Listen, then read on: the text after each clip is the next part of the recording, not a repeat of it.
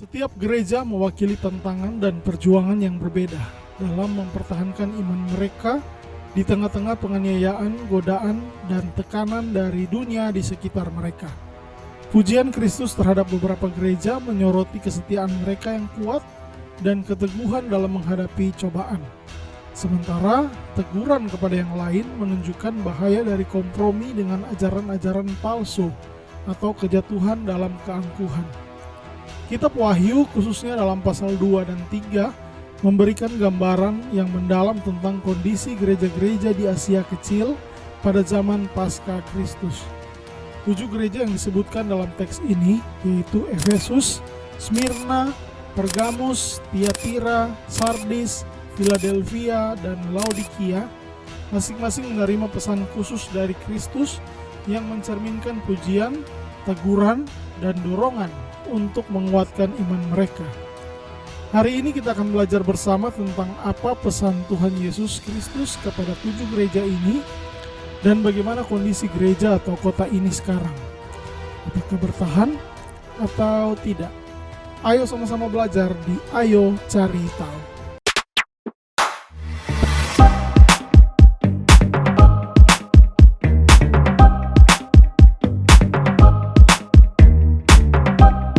Yang pertama, Efesus. Efesus adalah salah satu kota terbesar dan paling berpengaruh di dunia kuno dengan warisan budaya, arsitektur, dan sejarah yang kaya.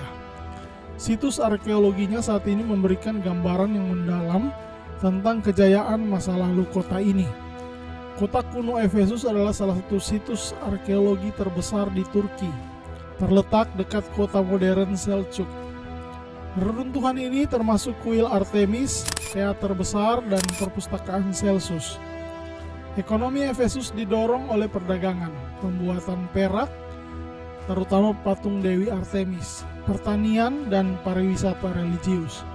Kota ini juga memiliki pelabuhan yang penting untuk perdagangan maritim. Efesus terkenal dengan jalan-jalannya yang beraspal marmer. Jalan Kuretis, salah satu jalan utama kota, dipenuhi dengan patung-patung dan bangunan megah. 2000 tahun yang lalu atau selama periode Romawi, Efesus menjadi salah satu kota terbesar dan paling penting di Kekaisaran Romawi. Pada puncaknya, populasi kota ini diperkirakan mencapai sekitar 250.000 hingga 500.000 orang, menjadikannya salah satu kota terbesar di dunia kuno. Efesus juga adalah pusat keagamaan penting, tidak hanya untuk penyembahan Artemis, tetapi juga untuk kekristenan awal. Rasul Paulus mengunjungi Efesus dan menghabiskan waktu di sana untuk menyebarkan ajaran Kristus. Surat Efesus dalam Perjanjian Baru ditulis kepada jemaat di kota ini. Dalam narasi kitab Wahyu, Efesus dipuji karena kerja keras dan ketekunan mereka, serta kemampuan mereka untuk menguji dan menolak rasul palsu. Namun mereka dikritik karena meninggalkan kasih mula-mula mereka. Yang kedua, Smyrna.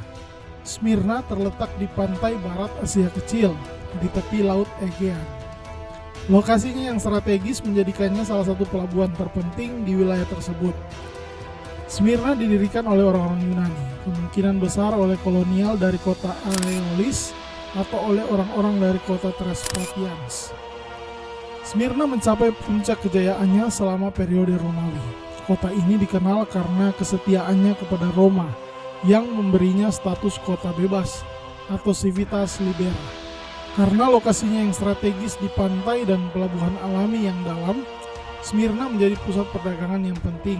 Kota ini dikenal karena ekspor barang-barang seperti anggur, minyak zaitun, dan berbagai hasil pertanian lainnya. Kota ini terkenal karena tata kota yang terencana dengan baik. Smyrna memiliki jalan-jalan lebar yang beraspal, sistem saluran air yang canggih, dan banyak bangunan publik yang megah, termasuk teater, stadion, dan agora atau pasar. Kota ini sekarang dikenal sebagai Izmir, salah satu kota terbesar di Turki. Izmir memiliki populasi Kristen kecil yang tetap aktif, dengan beberapa gereja beroperasi di kota tersebut, meskipun mereka adalah minoritas. Homer, penulis epik Yunani kuno, diyakini lahir di kota ini. Smyrna juga adalah salah satu dari 7 gereja yang disebut dalam kitab Wahyu. Jemaat di Smyrna dipuji karena ketabahan mereka dalam menghadapi penganiayaan. Kota ini adalah salah satu pusat kekristenan awal yang penting. Dalam narasi kitab Wahyu, Smyrna dipuji karena ketabahan mereka dalam menghadapi penderitaan dan kemiskinan, serta didorong untuk tetap setia sampai mati. Yang ketiga, Pergamus. Pergamus terletak di barat laut Asia Kecil, dekat dengan sungai Kaikus, sekarang Bakircai, dan tidak jauh dari Laut Egea. Lokasi strategisnya di puncak bukit memberikan keuntungan pertahanan dan pemandangan yang indah. Kota ini menjadi ibu kota kerajaan Pergamon pada abad ketiga sebelum Masehi setelah kematian Alexander Agung. Dinasti Attalus memerintah Pergamon dan menjadikannya pusat budaya, seni, dan pengetahuan.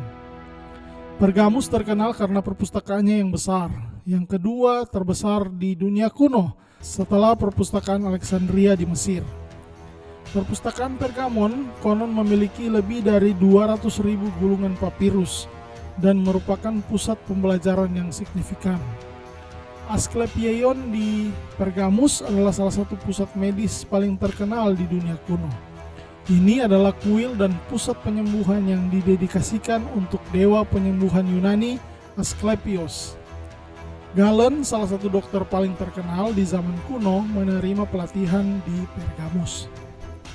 Pergamus memiliki banyak kuil yang didedikasikan untuk dewa-dewa Yunani dan Romawi, termasuk kuil Zeus yang terkenal. Kuil Zeus memiliki altar besar yang dihiasi relief yang indah, yang sekarang sebagian besar berada di Museum Pergamon di Berlin. Dalam narasi kitab Wahyu, kota ini dipuji karena setia di tengah-tengah lingkungan yang sangat sulit, tetapi dikritik karena sebagian dari mereka mengikuti ajaran sesat. Pergamus pun sekarang dikenal sebagai Bergama. Ini adalah situs arkeologi yang terkenal dengan reruntuhan Akropolisnya, termasuk kuil-kuil dan teater besar. Sekarang diperkirakan ada komunitas Kristen, tetapi sangat kecil, yang bermukim di wilayah ini. Berikutnya, Tiatira. Tiatira terletak di wilayah yang sekarang dikenal sebagai Akhisar di Turki Barat. Kota ini terletak di lembah Sungai Hermus dan berada di rute perdagangan utama antara Pergamus dan Sardis. Tiatira didirikan oleh orang-orang Lydian dan kemudian dikolonisasi oleh orang-orang Makedonia di bawah pemerintahan Alexander Agung. Setelah kematian Alexander, kota ini menjadi bagian dari kerajaan Seleukid dan kemudian Kekaisaran Romawi. Di bawah pemerintahan Romawi, Tiatira terus berkembang sebagai pusat perdagangan dan industri. Kota ini juga menjadi bagian dari jaringan jalan Romawi yang menghubungkan kota-kota penting di Asia Kecil. Tiatira dikenal sebagai pusat perdagangan dan industri yang penting. Kota ini terkenal karena pembuatan tekstil, terutama kain ungu yang sangat dihargai pada zaman kuno. Lydia, seorang penjual kain ungu yang disebutkan dalam Perjanjian Baru, berasal dari kota ini. Tiatira memiliki banyak serikat pekerja yang mencakup berbagai industri seperti tekstil, tembikar, kulit, dan logam.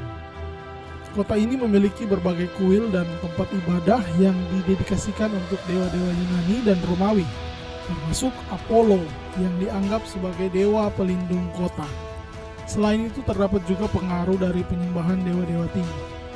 Dalam narasi kitab Wahyu, Tiatira dipuji karena perbuatan baik, kasih, iman, pelayanan, dan ketekunan mereka. Namun mereka dikritik karena menoleransi seorang nabi palsu yang menyesatkan jemaat. Ini berbanding lurus dengan kehidupan di Tiatira yang sangat dipengaruhi oleh serikat pekerja dan agama, di mana anggota serikat sering mengadakan pertemuan dan perayaan yang melibatkan penyembahan dewa-dewa. Yang kelima, Sardis. Sardis terletak di wilayah barat Asia Kecil, di lembah Sungai Pactolus yang terkenal karena kandungan emasnya.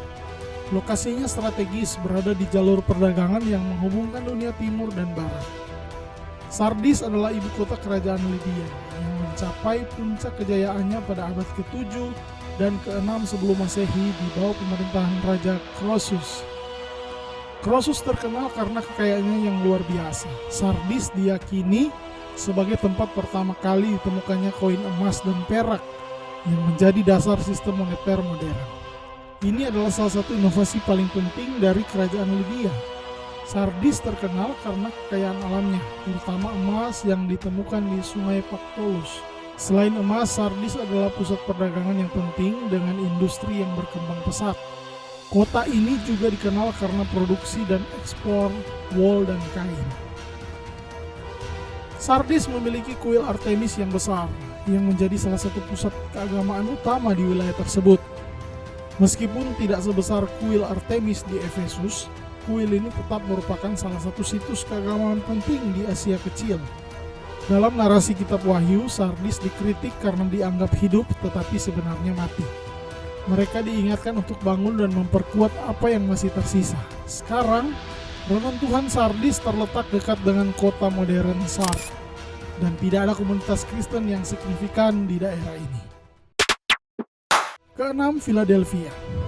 Philadelphia terletak di wilayah barat Asia Kecil, di lembah Sungai Kogamus, sekarang Gedis, dekat dengan kota modern Al-Sehir di Turki. Lokasinya strategis di antara rute perdagangan utama yang menghubungkan Smyrna dan Laodikia. Kota ini didirikan sekitar tahun 189 sebelum Masehi oleh Raja Eumenes II dari Pergamon, dan dinamai Philadelphia untuk menghormati saudaranya Attalus II yang dikenal karena kesetiaannya. Philadelphos dalam bahasa Yunani berarti cinta persaudaraan. Philadelphia memiliki jalan-jalan yang dirancang dengan baik, sistem saluran air yang canggih, dan berbagai bangunan publik yang megah. Ini termasuk teater dan agora yang menunjukkan pentingnya kota sebagai pusat perdagangan dan budaya. Philadelphia dikenal sebagai pusat pertanian yang subur, terutama untuk produksi anggur. Selain menjadi pusat perdagangan yang penting di wilayah Asia Kecil, kota ini memiliki banyak kuil dan tempat ibadah yang didedikasikan untuk dewa-dewa Yunani dan Romawi, termasuk Dionysius, dewa anggur. Kota ini dikenal karena kesetiaan jemaat Kristen awalnya. Dalam narasi kitab Wahyu, Philadelphia dipuji karena kesetiaan mereka meskipun kekuatan mereka kecil. Mereka dijanjikan bahwa pintu yang terbuka tidak akan tertutup bagi mereka. Philadelphia saat ini dikenal sebagai kota Al-Sehir. Ada beberapa gereja kecil di Al-Sehir, tetapi faktanya sekarang komunitas Kristen di sana sangat kecil. Yang terakhir, Laodikia. Laodikia terletak di wilayah barat daya Asia Kecil, dekat Sungai Likus yang merupakan anak sungai dari Sungai Mender, sekarang Buyuk Menderes. Kota ini berada di dekat kota modern Denizli di Turki. Laodikia didirikan pada abad ketiga sebelum Masehi oleh Raja Seleukid Antiochus II yang menamainya menurut nama istrinya, Laodis. Kota ini kemudian menjadi bagian dari kerajaan Pergamon dan akhirnya Kekaisaran Romawi. Laodikia adalah pusat perdagangan dan keuangan yang sangat penting.